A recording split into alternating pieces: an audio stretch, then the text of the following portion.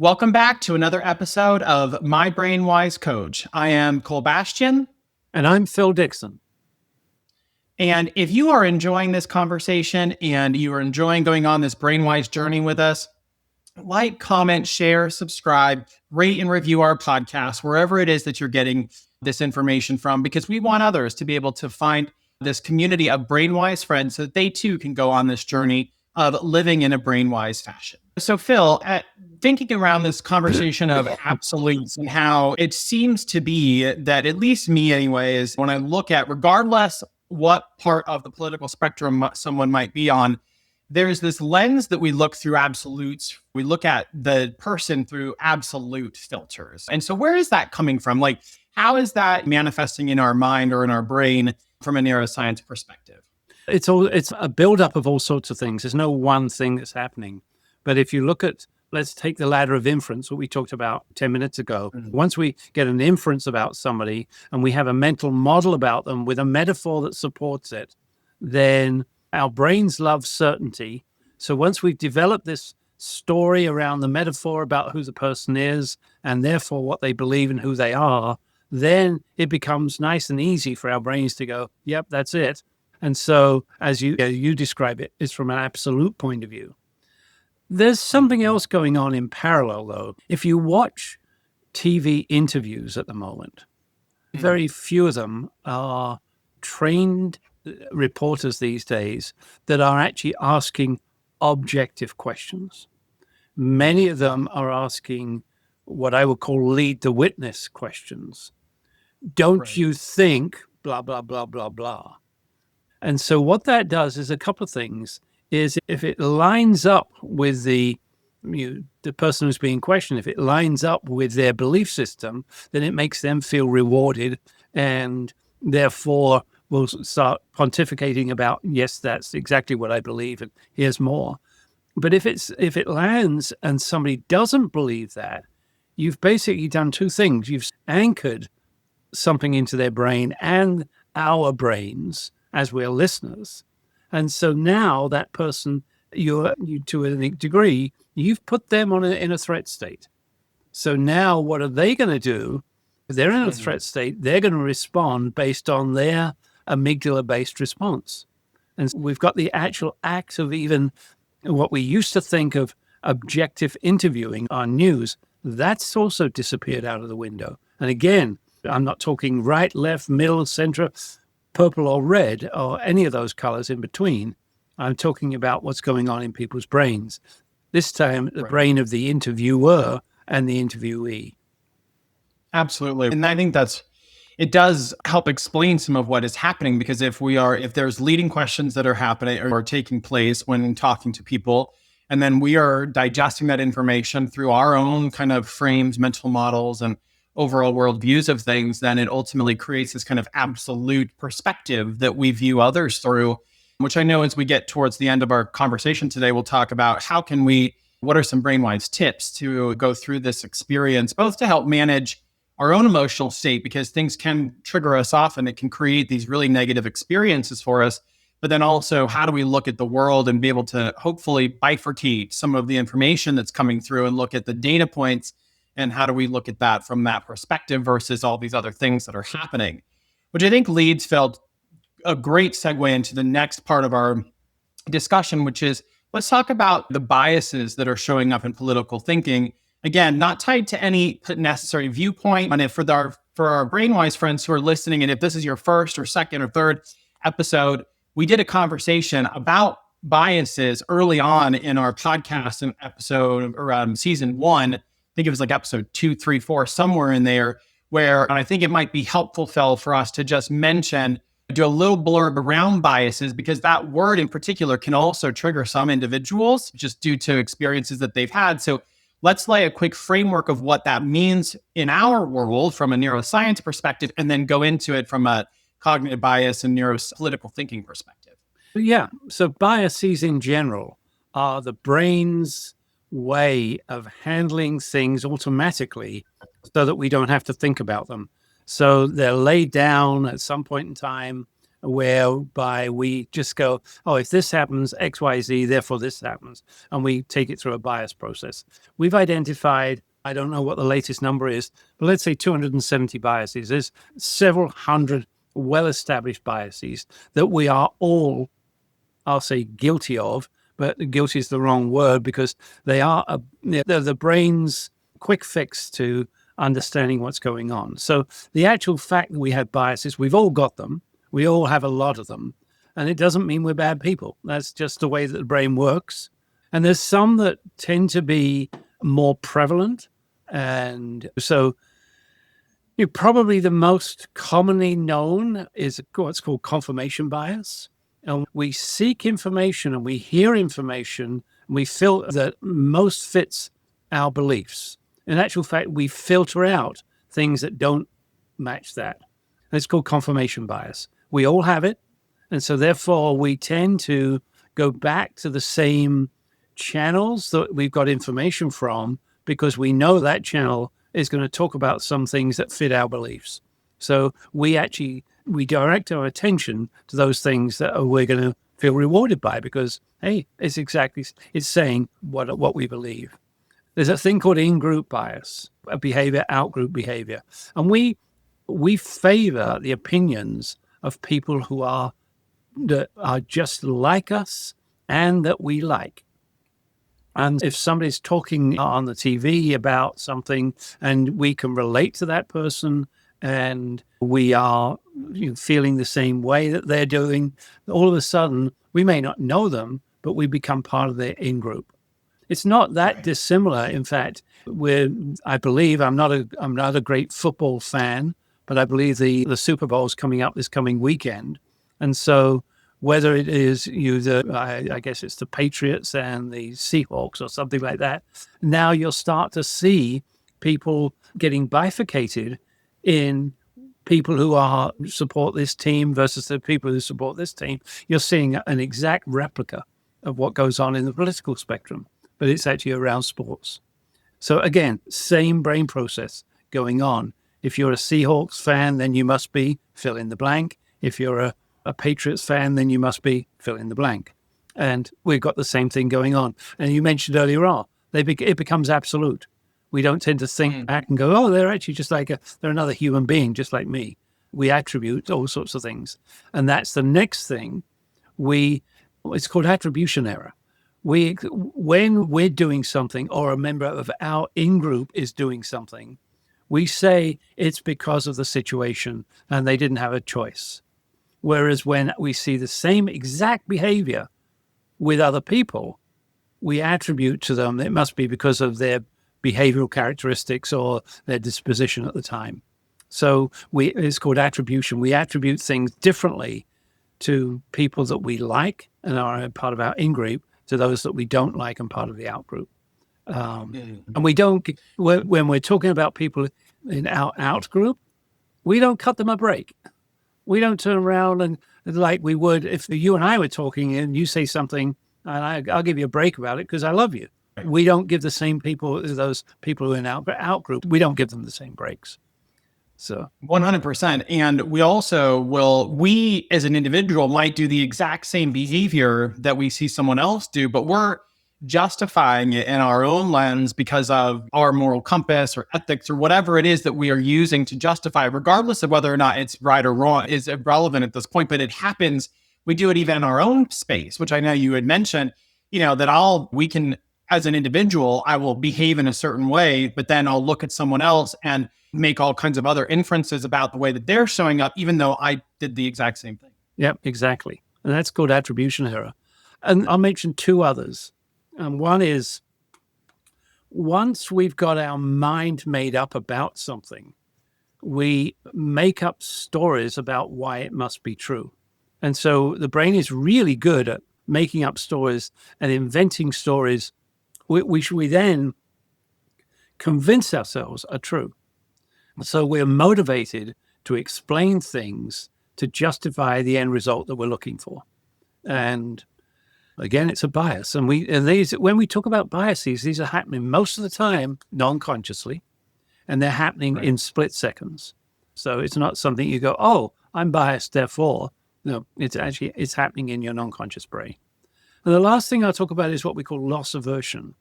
We hate losing things, whether that's our identity. We've seen study after study when if you've got let's say you're invested in the stock market and you've got a particular stock and you see it go down by 5 points, let's say, that creates infinitely more panic than the equivalent of it going up. And so what we tend to do is because that stock's gone down, we start to build a story. Oh, I'll just wait till it comes back up. And we follow it down into the ground as opposed to saying, wait a minute, no. And there's tips on how we do that, but that's another topic. But again, we hate loss. We hate the loss of status, hate the loss of our personal identity. And that's what's involved if somebody were to even get to the point where they go, oh, maybe I need to change my opinion. Our identity has become so wrapped up in there that we don't want to lose that part of our identity. Therefore, we don't change our opinion. And again, that feeds back into that absolute loop you were talking about earlier on. And I think it's important to mention these aren't partisan, the one side or the other. It's all sides of any political spectrum or really any part of the conversation where there might be a difference of opinion on something. These things are showing up, and which means that they're human because they do show up in every domain. Politics test happens to activate them strongly because I think of all the things that are happening in this over heightened kind of political space that we're in oftentimes. And then sometimes probably the emotional severity to which we experience some of the things that shape our political view. And I think it's important to mention that just like we mentioned in several other podcasts where, like, for example, the way a retail store is set up is very much related to how does from a neuroscience perspective or the neuroscience of buying something like there are experts in those things. And even in this field of political science, regardless of what side of the aisle, that allow one to frame conversation, to frame the way things come across so that it plays on these parts of our brain. And it can be really challenging to look at the data points that are coming in. Again, going back to the inference level of looking at a conversation, it can be challenging because of how things are framed and shaped for all of us. Yeah. And so we've prided ourselves, I think that's the correct word, in turning around and saying, how do we translate this all into something that people can actually do something about? And it is. Were you reading my mind, Phil? Because my next question was going to be, what do we do with all this? I think after we've done this number of podcasts together, we probably are reading each other's mind. Right, we are. But does that mean we have an in-group bias, Phil? Yeah, 2 is the smallest group we can have. So, right. Except that occasionally in my brain, I think there's several people in there. Oh, mine too. I'm sure that our BrainWise friends can pick out the characters popping up of each of us by this point. I think they probably can. How do we do? Well, what do we do with all this? First of all, and I'm going to make this statement, it sounds ludicrous.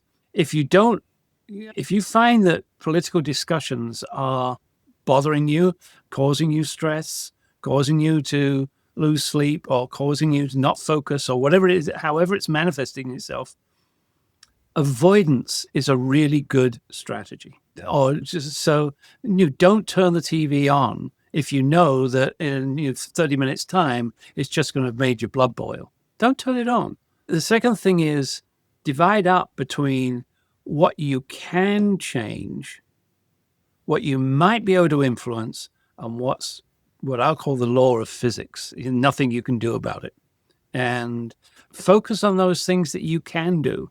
If you can have a discussion with your significant other, go have that discussion. If you can't, if it's going to make you the blood boil on both sides, don't do it.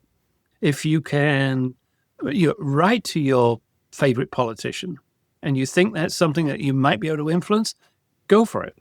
But recognize where the limits of your influence are. And really, is it going to change anything by you getting triggered? Probably not for most of us. Avoidance is a really good thing. If you can keep your prefrontal cortex in control, and that's really what it's about, then you can slow the discussion down so that you've got an opportunity to think things through. Step away from the conversation if you find that you're getting triggered, so that you give your brain the greatest chance of actually coming back online your prefrontal cortex. Just when you're in I'll call it an adult to adult conversation, try remaining curious and asking open-ended questions so that you remain curious rather than be certain of what you think are the facts, when in fact those facts may not be. Asking somebody what led you to that conclusion is not a bad way. And just opening up the conversation. How did you reach that? Where did that information come from? And lots of questions you can ask about those sort of things. So remaining in that. And I think, Phil, really quick, related to what you were just describing is that when you are asking these questions or you're having these conversations, to the degree that it's possible, I think reminding yourself or ourselves, it's not personal.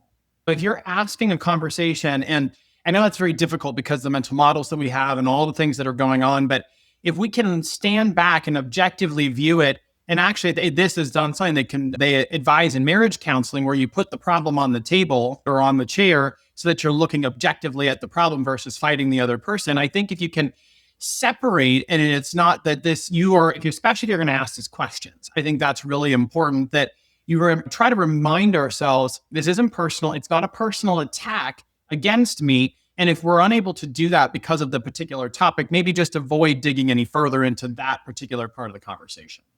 Yeah. And I think in our business, if you ask a question, wait for, when I'm facilitating groups, I wait for 7 seconds. I count them in my head. So if you can do that when we are faced with something and count to 7 before we react, that's not a bad way of doing things. It gives the brain a little bit of a chance to go, what do I actually want to do here? Do I want to respond, or do I want to walk away, or do I want to just change the subject? Or in some cases, do I want to create some humor, which will actually, adjust the level of intensity of the conversation? Stepping back and reacting, we talked about listening for metaphors that are being talked about in the newspapers or the magazines or the news articles on TV. What are the metaphors that you as an individual use, both for the people that think like you do and for the people that don't think like you do? Right. No, I think it's powerful. These are some really great tips because it is right now, and maybe it's been this way for a while, but it feels like things are at a heightened level of sensitivity when politics are brought up. And I think I'll just make one statement. I would highly avoid these conversations at work entirely, just as an FYI. I think that if possible, it's best to do that because you have to work together well. You have to, and it's just not probably the place to do it. You don't want to end up in the HR leader's office as a result of a conversation. But then how you manage these discussions outside of that environment in a more social setting to ensure that you protect your sanity, your emotional state. But then also, I love the one where you talked about remain curious, curiosity over certainty. I think is really interesting because in all things, if we can remain curious, we may not agree with one's position on something, but we can certainly learn something about that other person. It tells us a little bit about their thinking. It tells us a little bit about the overall situation. If we can go into it with a bit more of a curiosity perspective versus an absolute or certainty perspective. Yeah, and there's some other mental models which is buried underneath those statements. And one of them is, if you make a statement X to me, just because I ask you a question and go into curiosity about it, we tend to think that, he's therefore going to assume I agree with him. Right. As opposed to, you don't have to agree. To remaining curiosity can still be, by the way, I've got a different opinion over here. But I'm going to go into curiosity because I want to find out what led you to that opinion. And yet we have a mental model, many of us, where if we don't immediately contradict what's happening, then you're going to assume I agree with you. That's not the case. Separate those things out. Remaining in curiosity versus I'm in agreement. And that can often help a conversation go. And you've probably heard me say this, and I'll often say, I've got an opinion on that, but I'd like to hear your opinion first. So if it helps people, our BrainWise friends, to anchor the fact that, yes, I've got an opinion. I'm not going to declare it yet. I might agree with you, I might not agree with you, but we've got an opinion. Anchor that over here. Now I'd like to be in curiosity with you. Absolutely. And I think on the reverse end is that people don't have to agree with your particular position on whatever the topic is in order for you to be able to move forward in the conversation in a respectful, kind, compassionate, curious way either. I think a lot of times there's this word that gets thrown around, respect, in different discussions, in that there's this mental model that I've seen pop up in conversations, mainly probably outside of the political space, but maybe even in there too, is that if you don't agree with me on this, then you don't respect me. And that's not true, right? I can agree with you or disagree with you and still respect you the same. It's just that we have difference of opinion. And I personally am someone who believes that differing opinions is what makes the world so beautiful, is that there is this diverse population of people in all ways that and if we can function well together and still have difference of opinions, ultimately it's what's going to create this beautiful society that allows us to accomplish these amazing things. When we all become a monolith, then I think that's when there is challenges in how we proceed as a society moving forward. We're not going to change society today, but what we can help people do is understand the neuroscience that drives all of us. And that's what we're about today. We're not trying to describe you one way or the other, make you more or less partisan. What we're trying to do is give you some opportunities to become more aware, basically a little more grounded, maybe a little more empathetic, maybe a little more curious, but always be BrainWise. Absolutely. And to see things from the perspective of others, right? Not in terms of their viewpoint, but in terms of, you now know what's happening from a neuroscience perspective for yourself. The same thing's happening for other people, right? So hopefully it'll help make sense of maybe what's happening, because sometimes the things that are happening around us don't make a whole lot of sense. So I'm going to tie one other thing back, and we're going to go back into conversation we have about influence. And you might remember Cialdini's work. He turns around and talks about reciprocity, that if you give someone a gift, they tend to be more likely to give you a gift back. So that gift may be a gift of listening. It may be a gift of curiosity. It may be the gift of empathy. Whatever it might be, you can give that gift, and you can be first to do it. Yep. Absolutely. I love it. I think it's a perfect place to end our conversation today, because there's been a rich discussion on the neuroscience of politics. And so if you have questions or things of this conversation really interest you, reach out to us at questions@mybrainwisecoach.com. Or if you want to challenge some of the assumptions that we've made, we welcome all of it, because this is a rich dialogue that is not a monolith. There's a lot of ways that we want to have conversation with you. So share with us, type in the comments if there's things that you want to talk about and that you don't mind others seeing. And then, of course, if you enjoy our podcast and enjoy today's episode, rate and review us on your favorite podcast listening app, and then comment, share, and subscribe, because we want others to be able to become BrainWise as well. So with that, until next time, stay curious, stay compassionate, and always stay BrainWise.